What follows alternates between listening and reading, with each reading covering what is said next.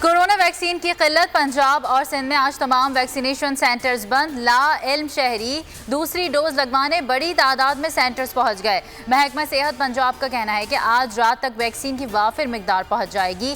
कल से तमाम सेंटर्स खोल दिए जाएंगे। बैरून ममालिक जाने वाले शहरियों के लिए एस्ट्राजेनेका वैक्सीन का स्टॉक भी आइंदा हफ्ते आ जाएगा।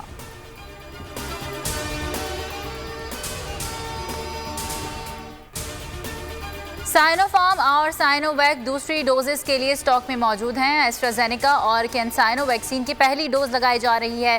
पिम्स वैक्सीनेशन सेंटर की फोकल पर्सन डॉक्टर इरम कहती हैं, शहरी चाहते हैं उन्हें अपनी मर्जी की वैक्सीन लगवाई जाए, जो मुमकिन नहीं। शहरी एस्ट्राजेनेका और कैंसाइनो नहीं लगवाना चाहते। आज कोरोना वैक्सीन की 15 लाख खुराकें पाकिस्तान पहुंच जाएंगी। अगले 10 दिन में मजीद 50 लाख खुराकें मिलेंगी। सरबराह NCOC असद उमर का ट्वीट, कहा गुज़िश्ता हफ्ते 23 लाख अफराद की वैक्सीनेशन की गई, जो एक रिकॉर्ड है। अगले हफ्ते इंशाअल्लाह नया रिकॉर्ड बनाएंगे। Well done Pakistan. इलेक्शन इस्लाहात बिल पर शहबाज शरीफ का बड़ा फैसला, अपोजिशन जमातों की ऑल पार्टीज कॉन्फ्रेंस बुलाने का ऐलान।